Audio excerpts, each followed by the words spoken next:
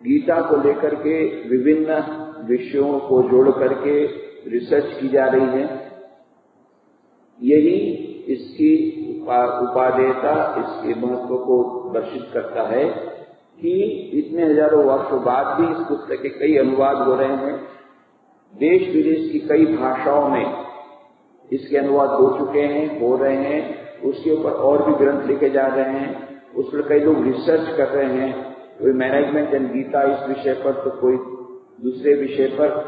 यही इस बात का द्योतक है कि इस भगवत गीता के संदेश में आधुनिक मानव के लिए भी बहुत सारी ऐसी सामग्री है जो कि आधुनिक मानव की समस्याओं का समाधान कर सकती है। दैनंदिन जीवन की समस्याओं का समाधान भी कर सकती है और हमको शाश्वत सुख, शाश्वत शांति की ओर भी ले जा सकती है। हमें जीना भी सिखा सकती है, मरना भी सिखा सकती है। जिस प्रकार से मर करके हम अमर हो जाएं, वह विद्या भी, ब्रह्म विद्या भी यहां सिखाई जाती है। ब्रह्म विद्या नाम ही दिया गया है, जैसे हम लोगों ने भी पढ़ा श्रीमद् भगवद गीता सु उपनिषत्सु, सारे उपनिषदों का सार है। पहले भी कहा गया महात्मा के श्लोकों में, श्रीमद् भगवद गीता सु उपनिषत्सु ब्रह्म विद्या है। इसमें ब्रह्म विद्या है। ब्रह्म की प्राप्ति कैसे हो सकती है, इसका भी हमें ज्ञान मिलता है। योग शास्त्र भी सिखाया गया है किस प्रकार से परमात्मा आत्मा का मिलन हो सकता है, उस अर्थ में। और योग शास्त्र का मतलब कर्म योग के अर्थ में कि दैनंदिन जीवन को कर्म किस प्रकार से करें ताकि हम दैनंदिन जीवन में भी सफलता प्राप्त करें और फिर शाश्वत सफलता प्राप्त करें। ये योग शास्त्र उसको नाम दिया गया। तो श्रीमद् भगवद गीता सु उपनिषत्सु ब्रह्म विद्यायाम योग शास्त्र श्री कृष्णार्जुन संवादे, कृष्ण और अर्जुन का संवादे। फिर प्रथम अध्याय का नाम दिया अर्जुन विषाद योग। तो मानो उसका प्रारंभ पहले अध्याय से होता है अर्जुन विषाद योग। और आज चारों विषाद है। भले बाहर में आपको लगता हो साइंस टेक्नोलॉजी बहुत आगे बढ़ गई, मॉडर्न टेक्नोलॉजी बहुत आगे बढ़ गई, व्हाट्सएप आ गया, तो फेसबुक आ गया, इंटरनेट आ गया, टेक्नोलॉजी बहुत अच्छी गाड़ियां आ गई, कम्युनिकेशन टेक्नोलॉजी आगे बढ़ गई, सब कुछ बहुत सारी सुविधाएं आ गई जो आज से 10 साल पहले 20 साल पहले कोई कल्पना नहीं कर सकता था। ऐसी सब सुविधाएं आने के बाद भी यदि किसी को पूछा जाए आप कैसे हैं, तो फिर वैसे तो उत्तर मिलता है फाइन, परंतु बाद में यदि पूछा जाए कि कुछ प्रॉब्लम है या नहीं, तो बताएंगे इतने सारे प्रॉब्लम है कि आप कंप्यूटर में फिट करेंगे तो भी नहीं होगा। इतने सारे प्रॉब्लम, सभी को प्रॉब्लम है, सभी की समस्याएं। कितने सारे लोग हमारे पास आते हैं काउंसलिंग के लिए, कितने विभिन्न प्रकार की समस्याओं को लेकर के, कितने प्रकार के लोग, सभी को समस्या है। बाद में हमको तो यही पता लगता है कि हम बाहर से लगता था जो विवाहित थे वो लोग आनंद में हैं, तो वो लोग की समस्या लेकर के आते हैं। फिर लगता है कि जो अविवाहित है वो कम से कम आनंद में, वो भी समस्या लेकर के आते हैं। फिर जो लोग डिवोर्सी हैं वो भी आनंद में है, जो लोग डिवोर्स अभी तक नहीं लिए वो भी आनंद में नहीं है, उनकी भी समस्या है, जो डिवोर्स लिए उनकी भी समस्या है। सभी लोगों के पास समस्या ही समस्या है। तो ये समस्याओं को लेकर के सब लोग विषाद में हैं। उस समय अर्जुन के सभी प्रकार की समस्याओं से जब जूझना पड़ता है, और इस भगवत गीता का सीन बताया गया कहां, हम सोचते हैं कि भाई ये जो धर्म वगैरह की बातें हैं वो बाद में रिटायरमेंट के बाद करेंगे, अभी कर्म क्षेत्र में है। पर धर्म क्षेत्र कुरुक्षेत्र समवेता युत्सव, ये इसके श्लोक के साथ प्रारंभ होता है। कुरुक्षेत्र में ही ये भगवत गीता का संदेश कहा गया, धर्म क्षेत्र में जहाँ युद्ध भूमि है। जो हम लोग भी यही सोचते हैं कि अभी तो युद्ध भूमि में है, अभी कैसे हम ये सब आध्यात्मिकता की बातें करें। यही समय है हमको वो आध्यात्मिकता इस युद्ध करने के लिए हमें को प्रस्तुत करेगी, उनको तैयार कराएगी। तो युद्ध करना ही पड़ता है, समस्याओं से जूझना पड़ता है।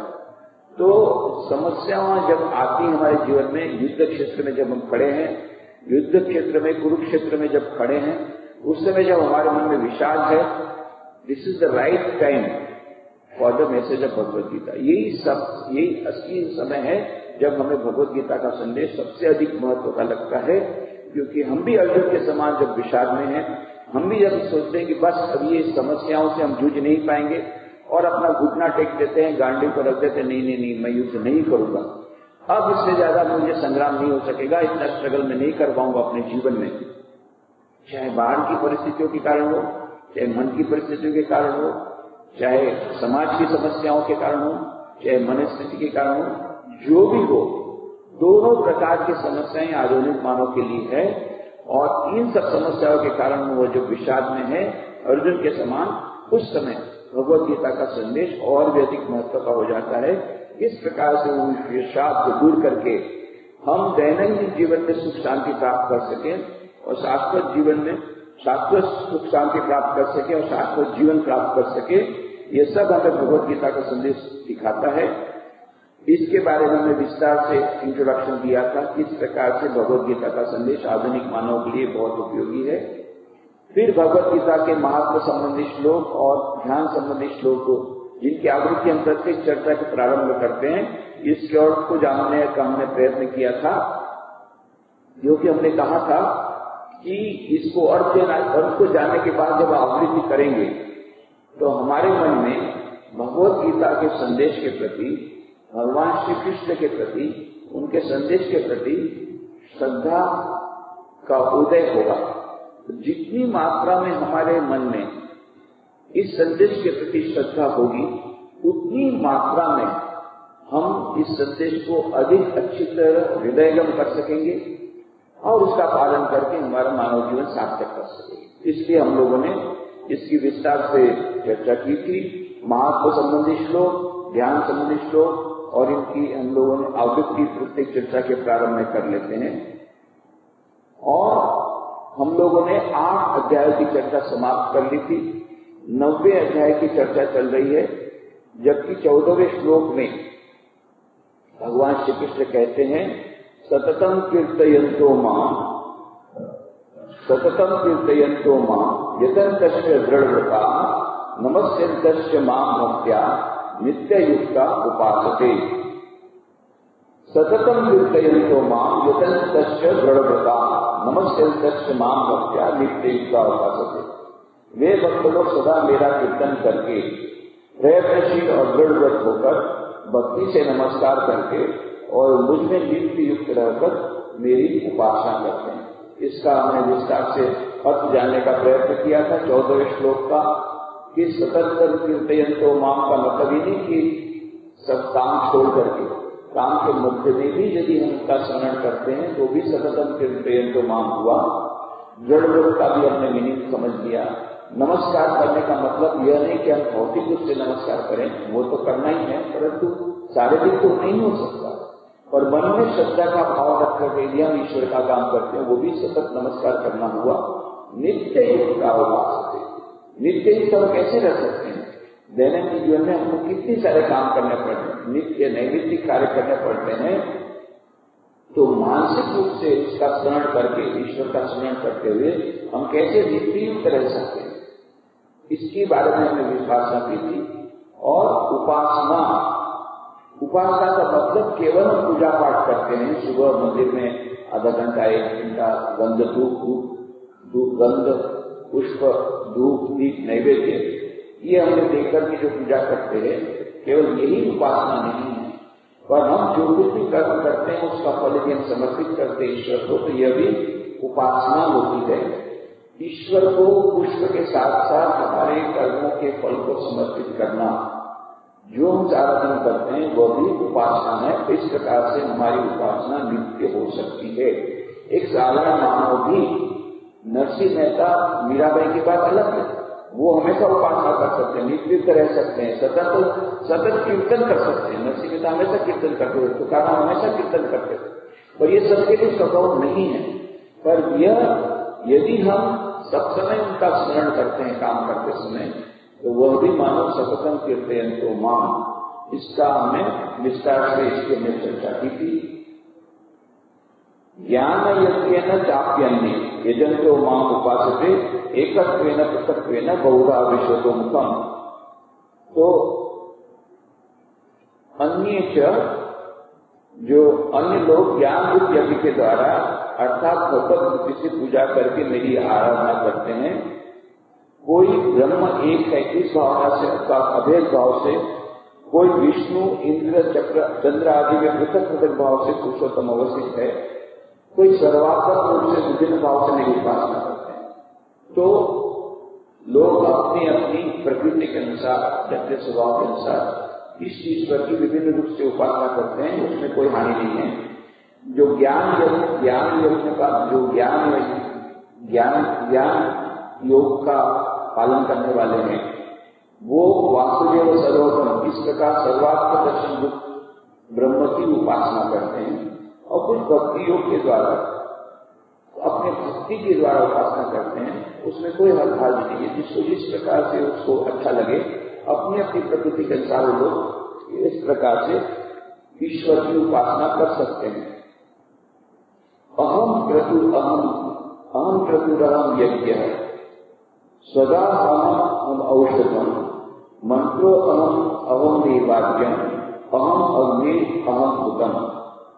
अहम माने भगवान श्री कृष्ण अभी कृष्ण को समझ करके नहीं, ईश्वर का भाव अपने पर आरोपित करके, मैं माने वह भगवान विष्णु, मैं माने वह ईश्वर, मैं माने वह सर्वनियंता, उस स्वरूप की हम बात कर रहे हैं।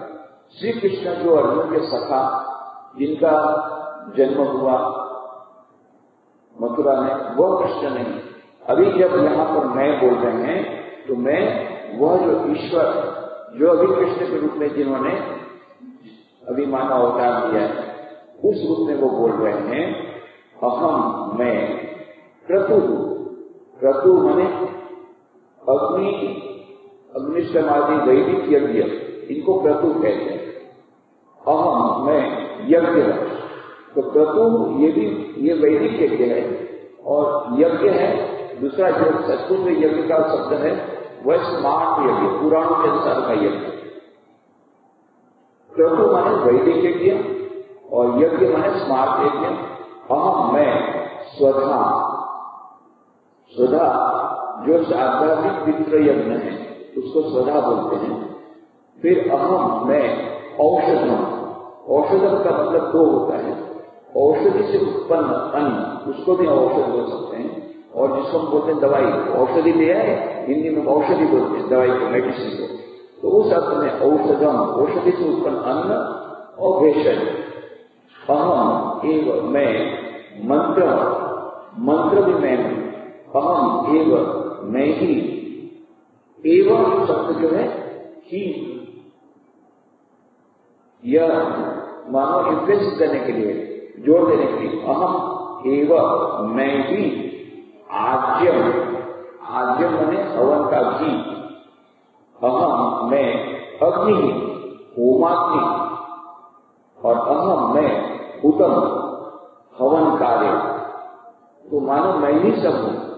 पहले भी पिछले समय हमने इसकी चर्चा की थी कि चौथे अध्याय की जो हम लोग श्लोक की बात की थी, ब्रह्मार्पणम ब्रह्म हवि ब्रह्माग्नो ब्रह्मणाहुतम ब्रह्मैव तेन गंतव्यम ब्रह्म कर्म समाधिना, जो श्लोक हम लोग जिसकी आवृत्ति करते हैं भोजन के पहले, उसी प्रकार की भावना कि मैं ही सत्य के हूं। मैं माने वह ब्रह्म, वह ईश्वर, वह परब्रह्म परमात्मा। अहम तो मैं अग्निष्टम आदि वैदिक यज्ञ हूं, मैं ही स्मृति शास्त्रोक्त वेद अध्ययन, नित्य होम, पितृतर्पण, बलि वैश्यदेव और अतिथि सेवा रूप पंचमहायज्ञ, मैं ही पितृशास्त्र, मैं अन्न या औषधि, मैं मंत्र, मैं दूध माने घी आदि, मैं अग्नि, और मैं ही होम रूप हूं। अर्थात भगवान ही सब कुछ है।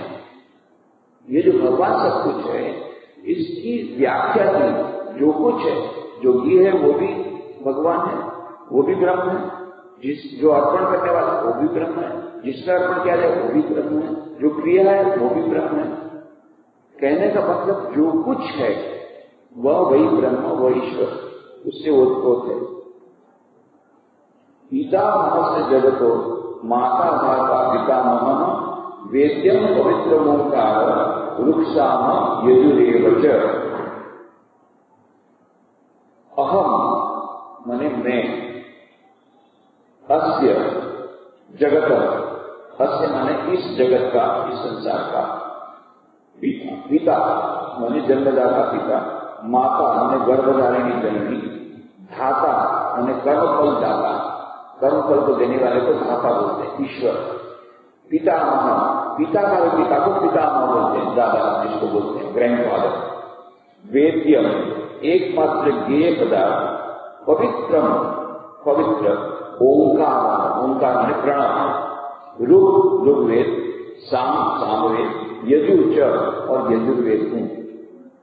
कहने का मतलब मैं ही संसार का जन्मदाता पिता, गर्भधारिणी जननी, कर्मफलदाता ईश्वर, पिता का भी पिता, एकमात्र ज्ञेय पदार्थ, पवित्र प्रणव, ऋग्वेद, सामवेद और यजुर्वेद हूं। तो यहां पर 3 वेदों की बात कही। अथर्ववेद उसमें सबका ही आ जाता है, बाद में अथर्ववेद को भी कहा गया। तो 4 वेदों की कल्पना की, 4 वेदों की रचना की है व्यासदेव ने।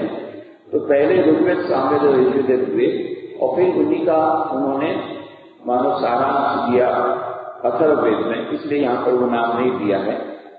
तो कहा गया पहले वो विष्णु को कथा सर्वमय है, वो बताया गया। अब भगवान वासुदेव सर्वात्मक है, तो माने सर्वात्मक है, सभी जगह वही है, सभी में वही है।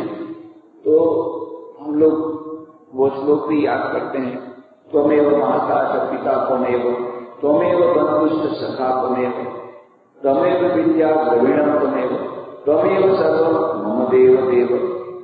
तो हे प्रभु, तुम ही माता हो, तुम ही पिता हो, तुम ही बंधु हो, तुम ही धन हो और तुम ही सद्गुण हो और तुम ही सर्वस्व हो। ये कल्पना है। ईश्वर ही मानो हमारे माता भी है, हमारे पिता भी है। अधिक ये हमारे हिंदू धर्म की एक विशेषता है। यहाँ ईश्वर को सर्वात्मक रूप में देखा गया। बाकी जितने सेमेटिक रिलीजन है, सेमेटिक रिलीजन मतलब इस्लाम, ईसाई धर्म, यहूदी धर्म, इनमें ईश्वर को फादर के रूप में देखा गया, पिता के रूप में। पर यहाँ हमारे यहाँ हिंदू धर्म में माता भी है, पिता भी है, वो ईश्वर पिता के रूप में भी हम उसको बोलते हैं, प्रभु प्रभु पिता, तुम हमारे पिता हो। और इधर दुर्गा देवी, अम्बा देवी, कितने सारी देवियां हैं, जननी के रूप में हम देखते हैं। तो ईश्वर को माता के रूप में भी हम देखते हैं। यह हमारे हिंदू धर्म की विशेषता है। अधिकांश धर्मों में ईश्वर को पिता के रूप में ही कल्पना की है। My God my father, God my father, O lord my father please help. परंतु वहां पर पिता के रूप में कहा गया। तो यहाँ पर जगदम्बा की भी कल्पना की गई, यहाँ पर ईश्वर को मां के रूप में भी कहा गया। अभी हालांकि वहां क्रिश्चियनिटी में भी मदर मैरी को जो यह उपासना की बात धीरे धीरे आ रही है और फेमिनाइन गॉडेस उसको भी लाने की बात चल रही है, परंतु अभी उतनी मात्रा में उसका स्वीकार नहीं हुआ है।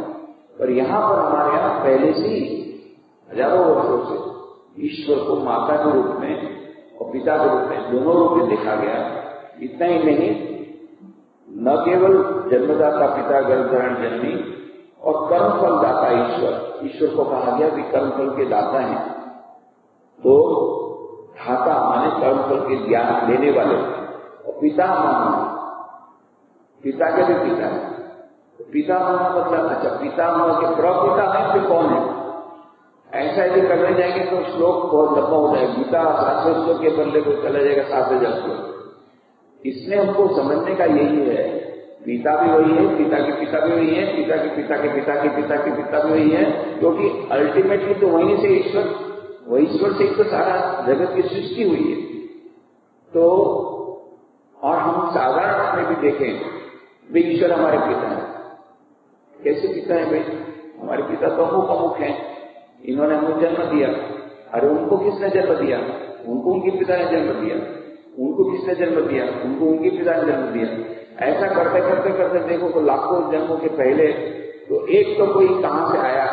मूल कहां है? मूल ईश्वर।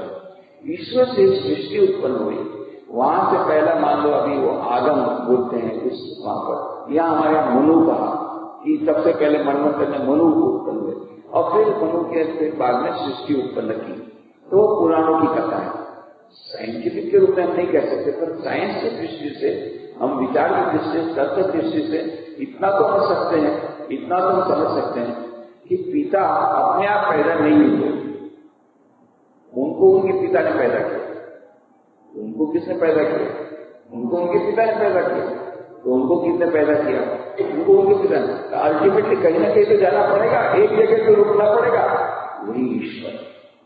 उस ईश्वर से ही मानो प्रारंभ हुआ सृष्टि का, इस कल्प का।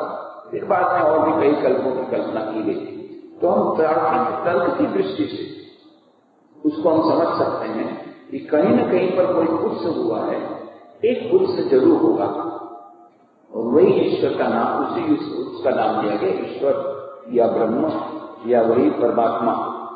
तो यह कहा, ये इसलिए कहा गया कि पिता के केवल पिता ही नहीं, पितामह भी है, और जितने पितामह प्रपितामह सब वो ईश्वरी है।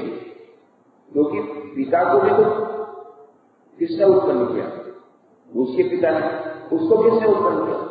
उसके पिता ने। तो अल्टीमेटली वो ईश्वर ही हम सबके पिता है, और प्रपितामह भी है, और प्रपितामह भी है, पिता भी है, प्रपितामह भी है, प्रपितामह भी है, क्योंकि सबको तो वहीं से उसका उत्स होता है। तो मैं ही संसार का जन्मदाता पिता, गर्भधारिणी जननी, कर्म फलदाता ईश्वर, पिता का भी पिता, एकमात्र ज्ञेय पदार्थ, पवित्र प्रणव। यह जो ओंकार से, यह ओंकार से सारे विश्व की उत्पत्ति हुई है। बाइबल में भी कहा गया, in the beginning was the world and the world was with the world. ये सारा विश्व एक शब्द के रूप में जो उसका जन्म हुआ, एक शब्द से हुआ, एक शब्द से सारी सृष्टि उत्पन्न हुई है, ऐसा बाइबल में कहा गया। हमारे शास्त्र में क्या कहा गया कि शब्द का स्फोट हुआ, और वो स्फोट के कारण सारी विश्व की सृष्टि हुई। वह शब्द कौन सा था? ओम। ओम, इसीलिए ओमकार को इतना अधिक पवित्र माना, क्योंकि ओमकार से, उसी शब्द से सारे विश्व की सृष्टि हुई। वह शब्द का स्फोट, इस स्फोट से सारे विश्व की सृष्टि। मॉडर्न साइंस ये कहता है, बिग बैंग थ्योरी यही कहती है, एक बहुत बड़ा धमाका हुआ, शब्द का धमाका हुआ, और वहां से ये सृष्टि प्रारंभ हुई। तो मॉडर्न साइंस या हिंदू शास्त्र में जो कहा गया, उससे काफी मिलता है। जो मॉडर्न साइंस की theory of creation, it started with a big bang, एक बहुत बिग बैंग हुआ, एक बहुत बड़ा घटस्फोट हुआ, और वहां से सृष्टि प्रारंभ हुई। और हमारे शास्त्र क्या कहते हैं? एक शब्द का स्फोट हुआ, उस स्फोट से सारी सृष्टि। वो शब्द कौन सा था? ओम, प्रणव। और ओम शब्द अपने आप में इसलिए वह अनूठा है क्योंकि ये बोलने से शब्द, जितने भी शब्द हमको बोलने आते हैं, वो सबको शब्द आ जाते हैं। और एकदम नीचे से हमारी नाभि से उत्पन्न होता है वह अशब्द, मानो प्रारंभ। ऊ यहां पर गले में आ जाता है, बीच वाला म, ये आप अंतिम। इसके बाद मौ के बाद आप कुछ नहीं बोल सकते, मौ। तो मानो सारी की सारी शब्द की सृष्टि, सारी की सारी शब्दावली का जितना भी पूरा क्रिएशन, वो पूरा ये एक शब्द में आ गया, ओम। और ओम से, और वहां पर भी अद्भुत बात कि ईसाई धर्म में भी आमीन बात कहा गया, ओम और आमीन, और आमीन मुस्लिम ईसाई धर्म, इस्लाम धर्म में आमीन कहा गया। तो ओम, आमीन, आमीन, मानो एक ही प्रकार से ये शब्द हो रहे हैं, और इन शब्दों को पवित्र माना गया, और इन शब्दों के उच्चारण को पवित्र माना गया। वो मानो एक वैज्ञानिक उसका एक परिप्रेक्ष्य, उसका बैकग्राउंड। और कई लोगों ने देखा, अब इसके ऊपर और भी कई रिसर्च हुई कि ओमकार का शब्द का उच्चारण करने से क्या इफेक्ट होती मन पर। तो उन्होंने EEG ग्राफ लेकर के, इलेक्ट्रॉनिक कम्युनिकेशन, ओम का उच्चारण करता है, तो उसके दिमाग में EEG रॉड लगा करके उसके ब्रेन वेव्स कैसे होती है, देखा कि ब्रेन वेव्स धीरे धीरे ओंकार का उच्चारण करने से वो पहले अल्फा वेव्स आती हैं, फिर बाद में अल्फा वेव्स का फ्रीक्वेंसी कम हो जाता है और शांत होता जाती है। फिर अंत में ज्यादा करके जैसे जैसे ओम ज्यादा होता जाता है और जैसे जैसे वो ध्यान बढ़ा जाता है तो थीटा वेव्स आ जाता है, एकदम शांत हो जाता है। तो इसकी असर, ओमकार की असर उन्होंने देखा कि मन पर बहुत होती है। इतना ही नहीं, वहां उन्होंने ओमकार का मशीन रख दिया, ओमकार का रिकॉर्ड रख दिया, ओमकार का जप शुरू कर दिया। तो जिस पेड़ के नीचे ओमकार का जप हो रहा था उस पेड़ में बहुत अच्छे फल आए, ये भी साइंटिस्ट लोगों ने देखा। फिर जहां पर पहले कहते थे कि गाय अच्छी दूध देती थी, क्यों? भगवान श्री कृष्ण के पास क्यों गाय दूध ज्यादा देती थी? बहुत सुंदर बंसी बजाते थे। तो हम लोग को लगता है क्या पुराण की बात है, अरे बंसी बजाने से गाय दूध ज्यादा अच्छा देगी, ऐसा कुछ हो सकता है? ज्यादा मीठा दूध देगी, ज्यादा दूध देगी। पर अब उन्होंने एक्सपेरिमेंट करके देखा कि जहां पर गौशाला में उन्होंने म्यूजिक सिस्टम रखी और सुमधुर संगीत सुनाया गया और खास करके ओंकार की ध्वनि सुनाई गई, तो वहां पर से इनका प्रोडक्शन बढ़ गया। डेयरी में गाय ज्यादा दूध देने लग गई और ज्यादा मीठा दूध देने लग गई। तो कहने का मतलब आजकल बहुत सारे एक्सपेरिमेंटल रिसर्च हो रही है। यहाँ भगवत गीता में जो कहा गया है वो मानो कितने हजारों वर्षों बाद जो कहा गया, आज उसको एक्सपेरिमेंटली वेरीफाई किया जा रहा है। ये जो पवित्र ओंकार प्रणव शब्द है वो कितना पवित्र है, उसकी क्या इफेक्ट होती है हमारे खुद के मन में, बाहर के वातावरण में जहां ओंकार का जप चलता है उस पर क्या असर होती है, ये सब इन्होंने देखा। और यहां तक कि हार्वर्ड यूनिवर्सिटी के प्रोफेसर थे, उन्होंने तो उस पर 30-40 साल तक वर्क किया, रिसर्च किया, रिलैक्सेशन रिस्पॉन्स नाम की किताब लिखी और बाद में उन्होंने किताब लिख करके देखा, हम लोग साइंटिस्ट लोगों ने, उसमें यही कहा गया कि इस ओंकार के जप से और ध्यान के द्वारा ब्लड प्रेशर भी कम हो जाता है, द रिलैक्सेशन रिस्पॉन्स। तो इस प्रकार से बहुत प्रकार की रिसर्च चल रही है और यह जो हजारों वर्ष भगवान श्री कृष्ण ने बताया, यह आज उसको प्रमाणित किया जा रहा है कि ये जो ओंकार शब्द है वो अत्यंत पवित्र है। फिर कहते हैं गति भरता प्रभु साक्षी निवास शरणम सुहृद प्रभव प्रलय स्थान निधान बीजम अव्ययम। मैं माने ईश्वर, गति माने मेरी तुम्हारी गति क्या है? मेरी दुर्गति है, मेरी सुगति है। मेरी गति माने हम तो गति को इस प्रकार गति को देखते हैं स्पीड के रूप में, और गति मेरी गति अभी अच्छी नहीं है, मतलब मेरा जो भावी है वो अच्छा नहीं है, या उसको कर्म फल के रूप में हम ले सकते हैं कि ये गति अच्छी हो गई, माने कर्म फल अच्छा हो गया। भरता माने पोषण करना, पोषण करने वाला, उसको भरता बोलते हैं। प्रभु माने नियंता, प्रभु माने प्रभु। साक्षी माने दृष्टा, शुभ अशुभ का दृष्टा। निवास माने निवास स्थान में हमको जाकर के बहुत अच्छा लगता है, भाई सारे दिन में थक करके गया, अभी मुझे बहुत निवास स्थान में जाना है, निवास स्थान में जाकर के शांति मिलती। निवास स्थान मेरा घर, ये मानो, पर वो कौन सा है? ईश्वर ही है सबके निवास स्थान, वहां पर जाने से सब कुछ में शांति मिलेगी। शरण के लेने लायक है, रक्षक है। सूर्य माने हमारे प्रिय, निरपेक्ष प्रेम करने वाले। उपकारक माने उपकार करने वाले। प्रभव माने सृष्टिकर्ता, जो उनके प्रभाव से सारी सृष्टि का प्रादुर्भाव हुआ। प्रलय माने प्रलय करता, सृष्टि का जब समाप्त होती है प्रलय होता है तो सृष्टि समाप्त होती है, प्रलय करता भी जरूरी। स्थान माने आधार। निधान माने लय स्थान, जहां जाकर समाप्त हो गया वो लय, उसका नाम है निधान। अव्यय माने अविनाशी, और फिर बीज माने कारण, बीज से ही सारे वृक्ष की उत्पत्ति होती है, कारण।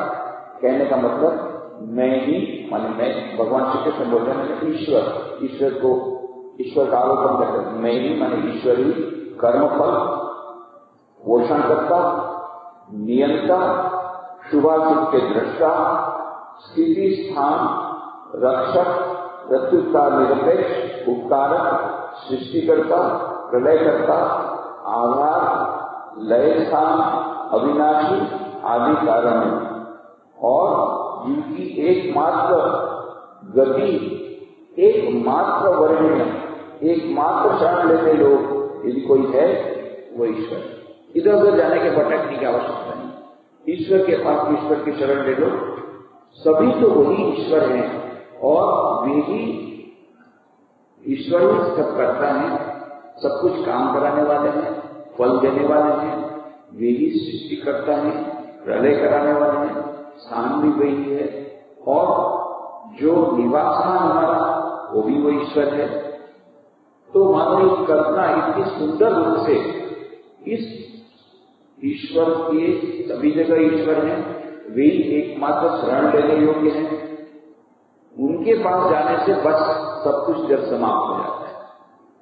कोई भी मान लो कितना भी डरता है तो उनके लिए ये श्लोक है। कई लोग आते हैं, कितने प्रकार से आपको ये लगता है इसमें ये हो जाएगा, ये चिंता सताती, भविष्य में क्या होगा, ऐसा नहीं होगा कैसे होगा, कितने प्रकार के डर, कितने प्रकार के भय। ईश्वर सबसे ज्यादा निर्भय है, ईश्वर की शरण लेने से सब भय कट जाता है। भूत प्रेत, अरे भूत प्रेत तो भगवान ने बनाया, भगवान से बड़े भूत से तो ईश्वर बहुत बड़े हैं। अरे किसी ने हमको तांत्रिक विधि कर दिया, अब मैं क्या करूं, अरे क्या तंत्र तांत्रिक विधि जिसने किया वो भी किसने बनाया, ईश्वर ने बनाया। तंत्र विधि किसने बनाया, ईश्वर ने बनाया। ईश्वर से बढ़ के कोई है? सबसे परम ईश्वर की शरण में जाओ, सभी भय से मुक्त हो जाओ, उनकी शरण में जाना। बाकी लोगों की शरण में जाने से उसके ऊपर जो है उसका भय रहेगा, उसकी शरण में जाओ उसके ऊपर जो रहेगा उसका भय होगा। हम आप अपने बॉस की शरण में गए, अब बॉस ने तो बता दिया मैं आपको कोई बात नहीं, तो आप चिंता मत करो, जो कुछ आपने किया है गड़बड़ तो मैं ठीक कर दूंगा। अब उसके बॉस ने उसको पकड़ा तो आपका बॉस आपको क्या बचाएगा, उसका बॉस ही उसको पकड़ लिया था। तो बॉस के बॉस के बॉस को पकड़ो ना, आदि बॉस को पकड़ो, जो सबसे बड़ा बॉस है वो है ईश्वर, उससे बड़ा कोई बॉस नहीं। प्रपिता, पिता का पिता के पिता का पिता, और उसी के कारण शरण लेने योग्य। यदि हमको शरण ही लेना है तो ईश्वर की शरण लो, उसकी शरण लेने के बाद फिर कोई प्रकार का भय नहीं, क्योंकि उसके ऊपर कोई है नहीं, उसके बाद फिर कोई भय नहीं। ईश्वर की शरण लेने से हम सभी चिंता से मुक्त हो सकते हैं।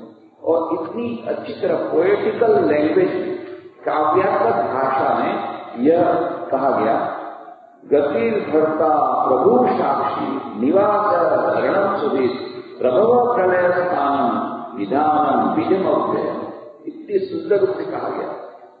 रामकृष्ण देव के 16 सन्यासी शिष्य थे, उसमें प्रमुख थे स्वामी विवेकानंद, और बाकी जो 15 सन्यासी थे सब एक एक बढ़कर के, आध्यात्मिकता में एक एक बढ़कर के, उसमें से एक थे स्वामी तुरायानंद जी। ये स्वामी तुरायानंद जी की पत्रावली है, बहुत अच्छी है, पढ़ने लायक है। स्वामी तुरायानंद जी के पत्र, बंगला में स्वामी तुरायानंद पत्रावली लिखा है, उसका हिंदी अनुवाद हो गया है, स्वामी तुरायानंद के पत्र, इंग्लिश में भी उसका अनुवाद हो चुका है। तो ये पत्रों में उन्होंने स्वामी तुरायानंद के बारे में बहुत सुंदर सुंदर बातें आध्यात्मिक जीवन के बारे में लिखी, कई प्रश्न को उत्तर दिए। उसमें बार बार इस श्लोक को वे उद्धृत करते थे, जब पत्र लिखते थे अपने भक्तों को, देखो कितना सुंदर श्लोक भगवत गीता में दिया गया है। इस श्लोक की आवृत्ति बताते, गतिर्भर्ता प्रभु साक्षी निवास शरणम सुधीर प्रभव प्रयत्न निधान बीजम अव्ययम। बस ईश्वर की शरण ले लो तो सभी प्रकार की चिंताओं से मुक्त हो जाओगे। तो ये शरण लेने योग्य है, वे ही गति है, हमारी गति वही है। तो तुम्हारी गति क्या, हमारी गति खराब है, गति वही, ईश्वर को गति बना लो तो और फिर किसी प्रकार का डर नहीं। गति है वही भरता है, वही प्रभु है, वही साक्षी है। साक्षी माने जो केवल दृष्टा, जो उसमें उलझता नहीं है। साक्षी रूप साक्षी चैतन्य बोलते हैं। साक्षी चैतन्य मतलब कि जो चैतन्य स्वरूप, जो चैतन्य तत्व अपने आप को उलझाता नहीं है, चिंता में भी नहीं उलझाता, कर्म में नहीं उलझाता, पर केवल देखता रहता है, वह साक्षी स्वरूप है। निवास है, हमारा निवास स्थान। निवास स्थान में जाकर के हम लोग कितना प्रॉब्लम, कितनी समस्या, पर निवास स्थान में जाकर के हाँ निवास स्थान है, ईश्वरी हमारा निवास स्थान है। शरण सूर्य, सूर्य माने अच्छा फ्रेंड, ऑर्डिनरी फ्रेंड नहीं, सूर्य जो हमको हृदय से प्यार करता है, हृदय से जो प्यार करता है ऐसा वो मित्र है। और शरण लेने योग्य है कि उनकी शरण में जाने से सभी प्रकार की चिंताओं से मुक्त हो जाता है। तो गति करता प्रभु साक्षी निवास शरण सूर्य प्रभव प्रलय स्थान निदान बीजमोदय मणि कर्मफल पोषण करता नियंता शुभारंभ के दृष्टा स्थिति स्थान रक्षक प्रत्युपकार निरपेक्ष उपकारक सृष्टिकर्ता प्रलयकर्ता आधार लय स्थान अविनाशी आदि कारण हूं। कहा है इस श्लोक इस अध्याय का नाम है राज विद्या राजगुह्य। राज विद्या में विद्याओं में जो राजा है, नॉलेज में सुप्रीम नॉलेज का राजा हमको दे रहे हैं, रॉयल नॉलेज दे रहे हैं। और राजगुह्य, केवल गुह्य नहीं, सीक्रेट नहीं, टॉप सीक्रेट ईश्वर खुद लिखा आउट करना है इस अध्याय में। इसका नाम ही दे दिया राज विद्या राजगुह्य। ये देखो अभी मैं तुमको छुपाऊंगा नहीं, अर्जुन को बता दिया कि मैं ही निवास, मैं ही सूरज हूं, मैं ही शरण योग्य हूं, मैं ही गति भर्ता प्रभु साक्षी निवास शरण सूर्य प्रभव प्रलय स्थान निदान बीजम अव्यय। अपना स्वरूप बता दिया कि सब जगह मैं हूं और मैं ही शरण योग्य। इस प्रकार से अर्जुन के सामने भगवान श्री कृष्ण ने अपना रहस्य यहाँ पर उद्घाटित किया। इसके बाद जो श्लोक आते हैं उसमें जो लोग इस प्रकार से ईश्वर को स्मरण नहीं करते, दूसरे प्रकार से उनको लेते हैं, उनकी क्या गति होती है, इसके बारे में भी बताएंगे। इसकी चर्चा हम लोग बाद में करेंगे आगे इस माह।